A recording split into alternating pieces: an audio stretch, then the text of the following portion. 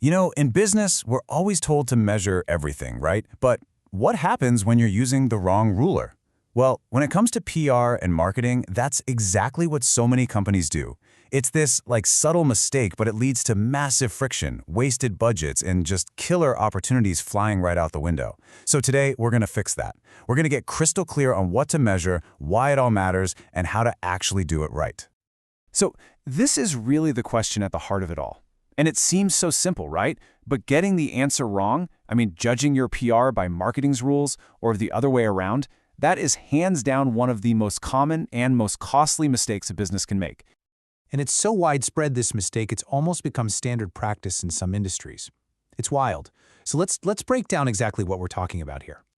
You've probably seen this all the time. A founder gets this huge media placement, and they're like, wait, why didn't sales instantly spike? Or a marketing team pours a ton of money into ads, and they're just confused why it's not building that deep brand trust. It's literally like trying to measure temperature with a yardstick. The problem isn't that the tools, PR and marketing, are broken. Not at all. It's that we're using them to measure the completely wrong thing. So why are these tools so different anyway? Well, it's because they're designed for fundamentally different jobs. See, one is all about shaping perception, while the other is about driving performance. Let's break that down a bit more. Okay, think of it like this. PR, that's your brand's reputation architect. It's playing the long game, right? Carefully building up credibility and influence, like brick by brick. Marketing, though, that's the sales engineer. It's all about performance right now. It's a machine, basically, designed to generate clicks, leads, and conversions with this predictable, data-driven precision. This quote really just boils it all down, doesn't it? PR is about that trust you earn patiently, over months, maybe even years. Marketing, that's the ROI you can literally see on a dashboard right now. So they both serve the same business, absolutely, but they operate on completely different clocks. And just how different are those clocks? Well, a marketing campaign can give you performance data in minutes, but a great PR hit, man, that could take months to land. The magic, though, the real magic is that the credibility from that one single article can last for years, long after your ad budget has totally run out. So, if sales data is the wrong ruler for PR, what's the right one? How do you actually measure something as intangible as trust or reputation? The key, and this is crucial, is to look beyond those simple vanity metrics. All right, first up is something called share of voice, or SOV. Now, this isn't just about how often you get mentioned. No, it's about how much of the entire industry conversation your brand actually owns compared to your competitors. Are you just a whisper in the background, or are you a roar? SOV is what tells you. But look, just being mentioned isn't enough, right? Sentiment analysis goes way deeper. It asks the really important question, how are people talking about you? Is all that buzz positive? Is it negative? Or is it just kind of neutral? A huge spike in mentions is only good news if the sentiment is actually favorable. So this metric, it's all about measuring the quality of the conversation, not just the quantity. And here's a really cool one that directly connects PR to your long-term digital strength: domain authority. Think about it.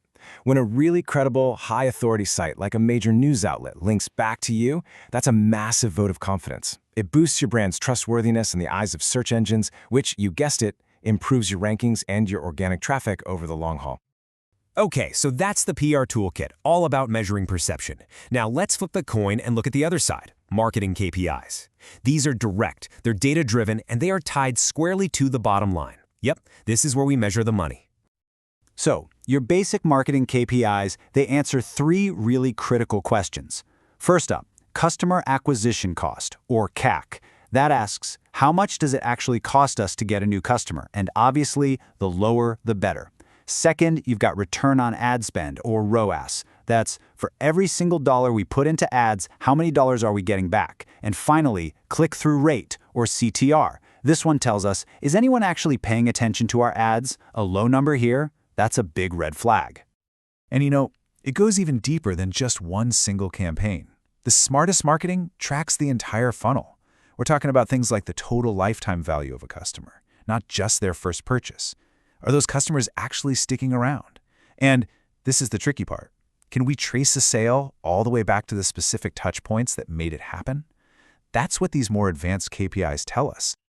Okay, so we've got these two powerful but very, very different toolkits. But the real magic isn't just knowing what they are. It's knowing exactly when to use each one. And the secret It's all about aligning your measurement strategy with your actual business goals. And that brings up this question, which really gets to the heart of it all. Is a high return on ad spend always the main goal? Well, if you're a brand new company with basically zero credibility, the answer is probably no. Sometimes building that trust just has to come before chasing transactions. The rule of thumb here is actually pretty simple. When your goal is to build credibility, repair your reputation, or establish yourself as a thought leader, you got to focus on those PR metrics.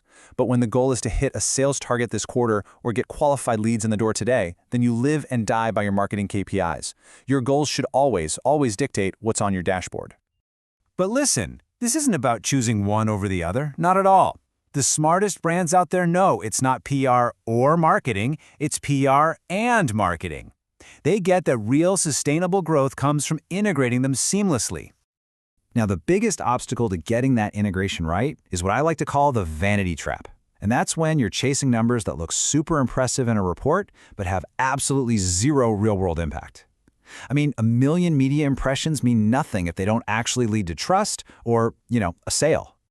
So, for PR, you've got to stop chasing raw impressions and start tracking a measurable shift in positive sentiment. And for marketing, forget about just raw clicks and start obsessing over low, efficient customer acquisition cost. See, one is just noise. The other is the signal that actually matters for real growth. The other big trap to avoid is misattribution. That's when you give all the credit to the very last thing that happened before a sale. Just think about it for a second. A customer reads a really credible article about your brand. Trust is built. Then, a week later, they see a retargeting ad, and they finally buy. If you only give credit to that ad, you might end up cutting the budget for the very PR that warmed them up in the first place. That's a huge mistake. And this, right here, is the principle that ties everything together. Real success comes from synergy. PR builds the story and earns that crucial trust. Then, marketing steps in with the right message at exactly the right time to close the deal. They're a team. They have to work together. So I'll leave you with this one question to think about for your own brand. Your brand is out there telling a story to the world, while your ads are just asking for a simple click. So which one are you measuring? Are you measuring the impact of that story, or are you only counting the clicks? The answer to that question will tell you everything you need to know about whether you're truly measuring success the right way.